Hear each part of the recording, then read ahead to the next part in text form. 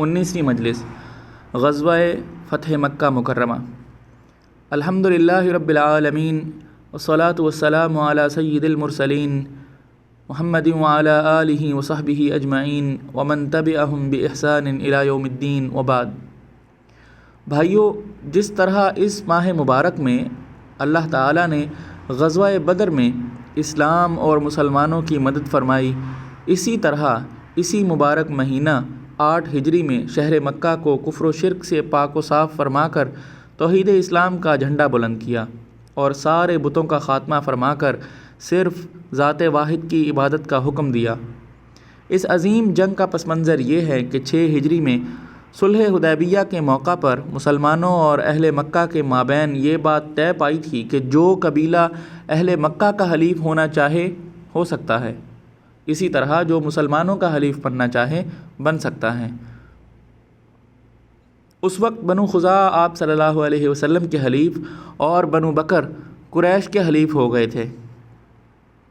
چونکہ ان دونوں قبیلوں کے مابین زمانہ جاہلیت سے ہی قتل و خون ریزی چلی آ رہی تھی، بنو بکر نے موقع کو غنیمت پا کر بنو خزاعہ پر حملہ کر دیا اور قریش نے اس میں اپنے حلیف بنو بکر کی خفیہ طور پر پوری مدد کی۔ بنو خزاعہ نے آپ صلی اللہ علیہ وسلم کو بنو بکر اور قریش کے موقف کی اطلاع دی۔ آپ صلی اللہ علیہ وسلم نے ان سے مدد کا وعدہ فرمایا۔ ادھر قریش کو اپنی عہد شکنی کا احساس ہوا تو انہوں نے فوراً اپنے سردار ابو سفیان کو خدمت نبی صلی اللہ علیہ وسلم میں بھیجا کہ آپ جا کر عہد و پیمان میں پختگی اور مدت صلح میں اضافہ کی درخواست کریں۔ ابو سفیان آئے اور اس موضوع پر آپ صلی اللہ علیہ وسلم سے بات کرنی چاہی۔ آپ صلی اللہ علیہ وسلم نے کوئی جواب نہ دیا۔ پھر حضرت ابو بکر اور عمر رضی اللہ تعالی عنہما کے پاس گئے، انہوں نے بھی کوئی بات نہیں کی۔ پھر حضرت علی رضی اللہ تعالی عنہ سے بات کی، لیکن کوئی کامیابی نہیں ہوئی، تو حضرت علی رضی اللہ تعالی عنہ کو مزید متوجہ کیا، جس پر حضرت علی رضی اللہ تعالی عنہ نے کہا کہ تم بنو کنانہ کے سردار ہو، جاؤ لوگوں سے اعلانیہ پناہ طلب کرو، کیونکہ میری نگاہ میں اس کے علاوہ کوئی دوسرا راستہ نہیں۔ پھر یہ نا امید ہو کر مکہ مکرمہ واپس آئے اور رسول اللہ صلی اللہ علیہ وسلم اور حضرت ابو بکر و عمر اور علی رضی اللہ تعالی عنہم اجمعین کے موقف کو بیان کیا۔ لوگوں نے کہا علی رضی اللہ تعالی عنہ نے تمہارا مذاق اڑایا ہے۔ آپ صلی اللہ علیہ وسلم نے صحابہ کرام رضوان اللہ علیہم اجمعین کو جہاد کی تیاری کا حکم دیا اور ارد گرد کے قبائل بھی نکل پڑے۔ شہر مدینہ پر حضرت عبداللہ بن ام مکتوم رضی اللہ تعالی عنہ کو عامل مقرر فرما کر تقریباً 10,000 فوج لے کر نکل پڑے۔ مقام جحفہ میں آپ کے چچا عباس اور ابوا میں آپ کے چچا ابو سفیان بن حارث اور پھوپھی زاد عبداللہ بن ابی امیہ سے ملاقات ہوئی۔ یہ سب اسلام لے آئے۔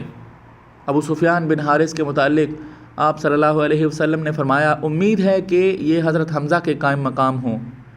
پھر مکہ کے قریب جب مر ظہران میں آپ صلی اللہ علیہ وسلم پہنچے، 10,000 چولہے جلے اور حضرت عمر رضی اللہ تعالی عنہ کو نگراں مقرر تھے۔ حضرت عباس آپ کے خچر پر سوار ہو کر آدمی کی تلاش میں تھے جو قریش کو جا کر خبر دے دے اور ان سے کہہ دے کہ وہ آ کر آپ صلی اللہ علیہ وسلم سے امان لے لیں اور شہر مکہ میں جنگ نہ ہونے دیں۔ حضرت عباس رضی اللہ تعالیٰ عنہ نے چلتے ہوئے ابو سفیان بن حرب کی بدیل سے گفتگو سن لی۔ اس نے کہا، آج رات جیسی آگ میں نے نہیں دیکھی۔ ابو سفیان کی آواز کو حضرت عباس رضی اللہ تعالیٰ عنہ نے پہچان لیا اور اس کو پکارا، اے ابو الفضل، یہ لوگوں کے درمیان آپ صلی اللہ علیہ وسلم موجود ہیں۔ اس نے کہا، پھر کیا تدبیر کی جائے؟ انہوں نے کہا، میرے ساتھ سوار ہو جائیے، چل کر آپ صلی اللہ علیہ وسلم سے امن مانگ لیں۔ آپ کے پاس آئے، آپ نے ابو سفیان سے کہا، کیا اب بھی اللہ کی وحدانیت کا علم نہیں ہوا؟ اس نے کہا، اگر اس کے علاوہ کوئی معبود ہوتا تو ضرور میری مدد کرتا۔ پھر آپ صلی اللہ علیہ وسلم نے فرمایا، کیا میری رسالت کے اعتراف کا وقت نہیں آیا؟ ابو سفیان خاموش رہا۔ حضرت عباس رضی اللہ تعالی عنہ نے کہا، تمہارے لیے ہلاکت ہو، اسلام لے آؤ، محفوظ رہو گے۔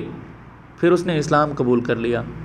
پھر آپ صلی اللہ علیہ وسلم کے حکم کے بموجب حضرت عباس رضی اللہ تعالی عنہ ابو سفیان رضی اللہ تعالی عنہ کو لے کر ایک پہاڑی کے ناکے پر ٹھہرے۔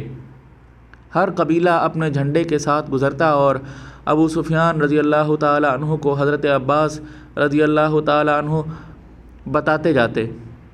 پھر آپ صلی اللہ علیہ وسلم انتہائی تواضع کے ساتھ سر نیچے کیے ہوئے اعوذ باللہ من الشیطان الرجیم انا فتحنا لک فتحا مبینا پڑھتے ہوئے مکہ میں داخل ہوئے۔ آپ صلی اللہ علیہ وسلم نے فوج کے ایک جہت پر خالد بن ولید رضی اللہ تعالیٰ عنہ اور دوسرے پر زبیر بن عوام رضی اللہ تعالیٰ عنہ کو متعین کیا اور فرمایا جو خانہ کعبہ میں داخل ہو جائے وہ مأمون یعنی امن والا، اور جو ابو سفیان رضی اللہ تعالیٰ عنہ کے گھر میں گھس جائے وہ مأمون، اور جس نے اپنے گھر کا دروازہ بند کر دیا وہ مأمون۔